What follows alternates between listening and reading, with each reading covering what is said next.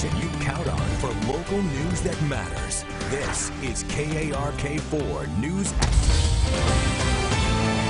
Days and nights of unrest across America after the murder of George Floyd at the hands of police.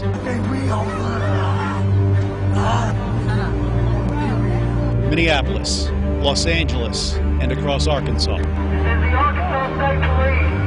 Leave the interstate immediately. Tonight, state leaders pleading to restore peace in the streets. I understand the outrage, the disappointment, the fear, and the distrust. The president says he'll use whatever force is necessary. I am dispatching thousands and thousands of heavily armed soldiers. As protests erupt for the fourth day in a row, many searching for the light at the end of the tunnel. Hate can't drive out hate. Only love. I say again, only love can do that. And that is how we begin tonight. Glad to have you with us at 10, everyone. I'm Bob Clausen. This is your forecast first from KARK4.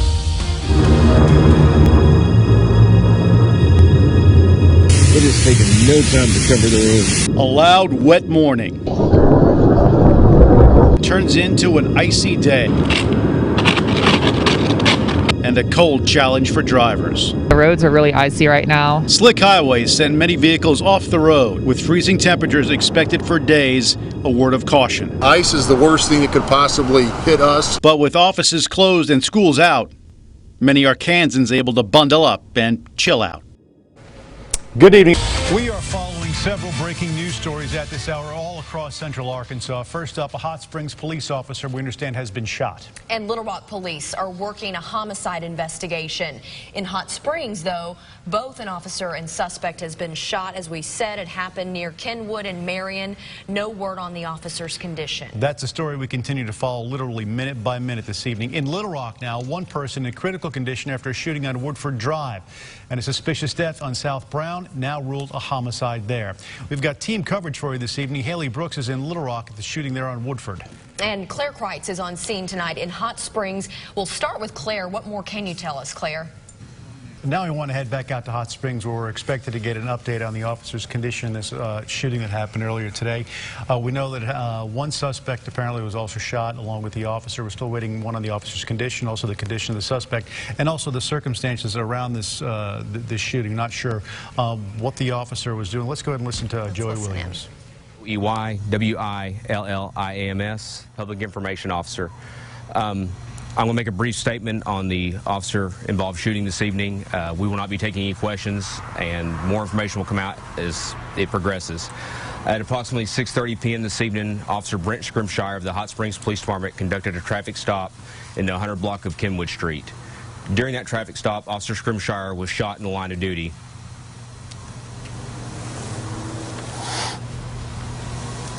Unfortunately, Officer Scrimshire has passed away due to his injuries.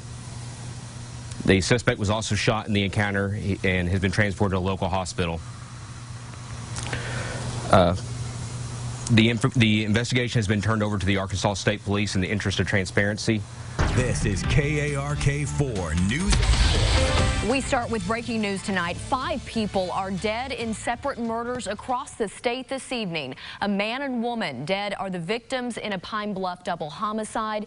And then in Batesville, another man is dead. Suspects in both of those cases are in custody tonight, but no charges have been filed. Then in Sherwood, another man and woman were found dead in a home there. It all comes on the heels of an Amber Alert that was sent out this morning from Sherwood.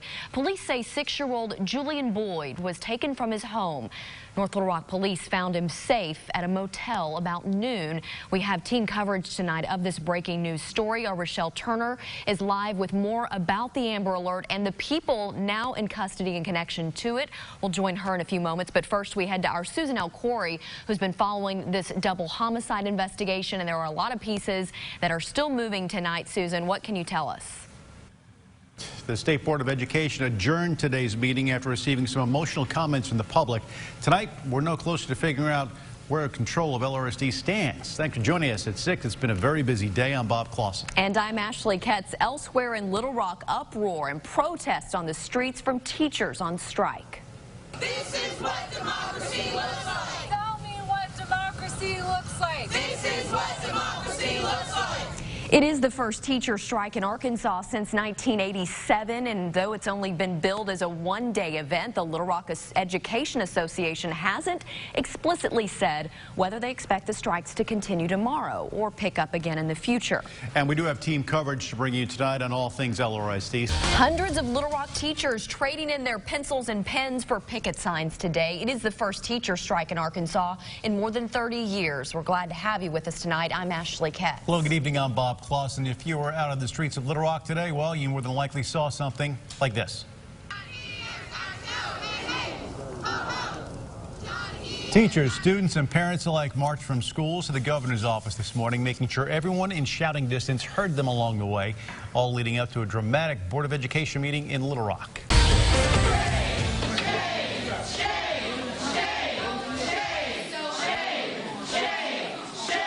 Breaking news on the fate of the Little Rock School District. The State Board of Education has voted to rescind negotiating power of LREA, the local teacher union, and the commissioner. As you can see, some people very unhappy with the decision tonight, with the chance of shouting of shame towards the board. This is just one of several votes that have happened here in the last hour. Thanks for joining us tonight at 6. I'm Ashley Kett. Also, the board voted unanimously to put the district on a pathway back to local control, and the Fair Dismissal Act for teachers at the district is no more. We have team coverage for you tonight, and we're bringing that to you to sort everything that has been decided today. From the station you count on for local news that matters, this is KARK4 News at 10. Thanks for joining us tonight at 10. I'm Ashley Kett. Hello, good evening. I'm Bob Clausen. Less than 10 hours from now, parents, teachers, and students will be on strike alongside Little Rock Education Association. The group demanding the school district go back to full local control with a locally elected school board.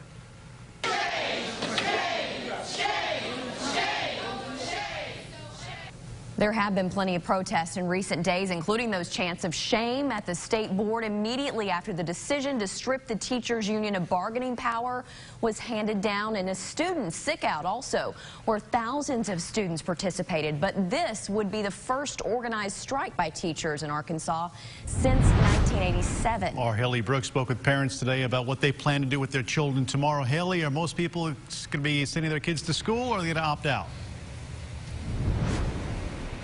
Well, I spoke with several families today, and not one of them plan on sending their kids to school tomorrow. They'll be standing in the picket line alongside their teachers. I would like to say you do all of this for us, so we want to do this for you. From playing on the playground one day to hitting the picket line the next, fourth grader Posey Alexander seems to know exactly where she stands, next to her mom and teachers who want full local control with the locally elected school board, and they plan to go on strike to get it. If this doesn't work, I would be sad, and if it does work, I would be happy, so I really want this to work. Her mom, Angela Alexander, says it's extremely important for both her kids to stand on the picket line. I want them to witness this. I want them to understand a little bit better that it's really important for us to all fight together and stand together for one unified district. Another family who won't dare cross the picket line is the Boldens. It is important to support our teachers and our kids in this important process, and that we stand on the precipice of a historic moment. Jason says he thinks this strike will end up in the history books one day, and he wants his kids to be a part of that. His son Alex is in 3rd grade and says he wants a better future for his teachers. Because I think that if we stand on the picket line, then maybe our teachers will have it better than they have been having it. I anticipate thousands of parents will be standing with the teachers. The State Board of Education meeting is tomorrow morning at 10 a.m. and in that meeting they will be discussing the plan for returning to local control. Reporting live in Little Rock, I'm Haley Brooks. Back to you. Thanks, Haley. Little Rock Education Association, the teachers union, is behind the planned protest tomorrow, and they've released a timeline of exactly how things will go down. Beginning at 7 and continuing until 9 a.m., that's when they will be picketing outside of schools. From 11 until noon, there will be a rally outside the State Board of Education meeting, and then from there, they will march to the governor's office at the state capitol. A rally on the steps of the capitol will begin at 12:30. There will be some planned remarks from the the LREA president, and State Senator Joyce Elliott, among others. Meanwhile, LRSD has also released their plan for how school will go on as planned tomorrow, whether teachers show up or not. A 74-page document was ordered to be released in an emergency hearing at the Pulaski County Courthouse today. It outlines their planning for staff, student safety, and everything in between.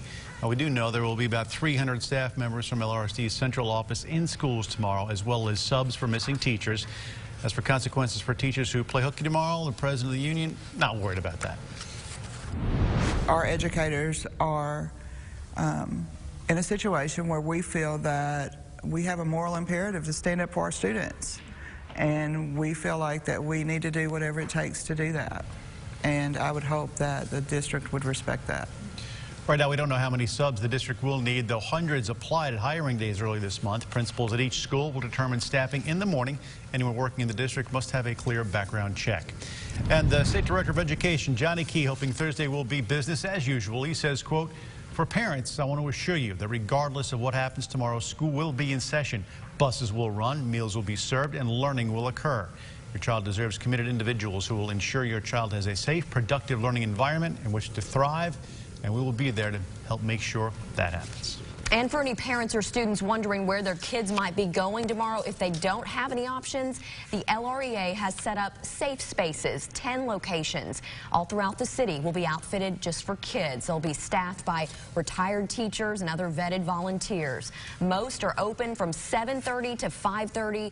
Each side will be first come, first serve until filled. Up on KARK.com, we posted the list there and also the locations and times. You can find that on our website. You know, throughout the picket lines and all the planned events that have been going on, you've been seeing signs, "Don't segregate our schools, #1LRSD.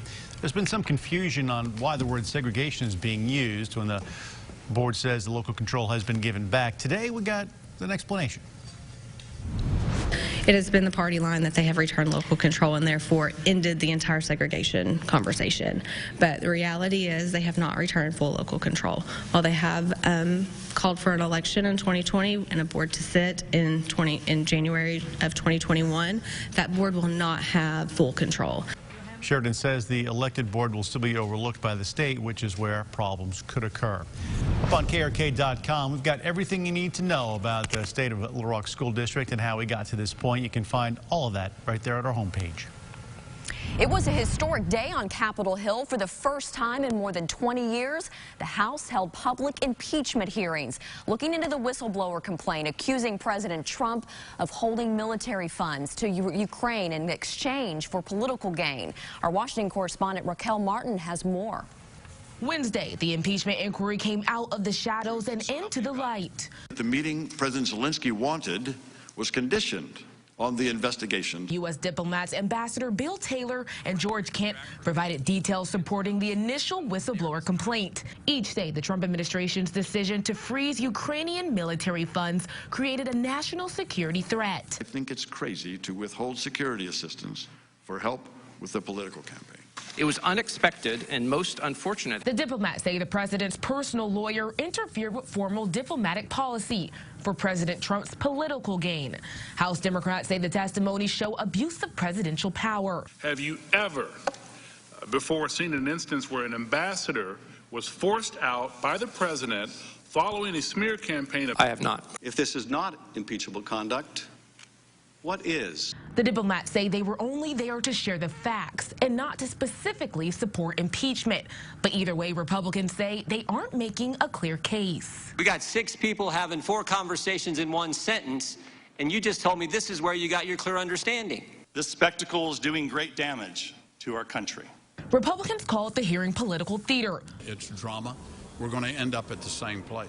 Why are we doing that? Why are we wasting the people's time? At the White House, the president called it a hoax. There's nothing there. But Democrats say the evidence speaks for itself. I think that we've got to see what the witnesses are going to say. The hearings continue on Friday. In Washington, Raquel Martin.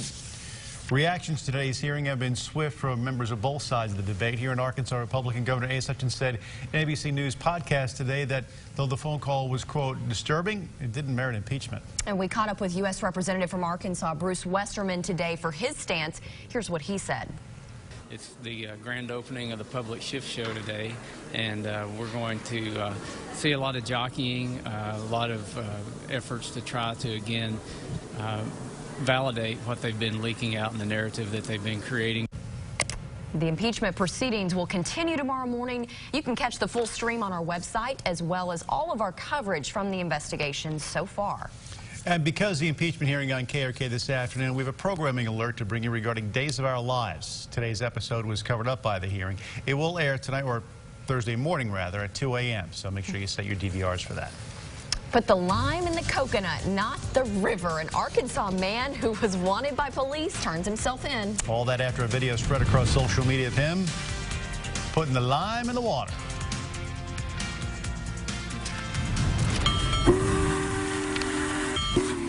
Check it out. Who doesn't love a train? A unique piece of history steamed its way through the capital city today. A look at the big boy locomotive and what makes it special, a special part of rolling history in the United States.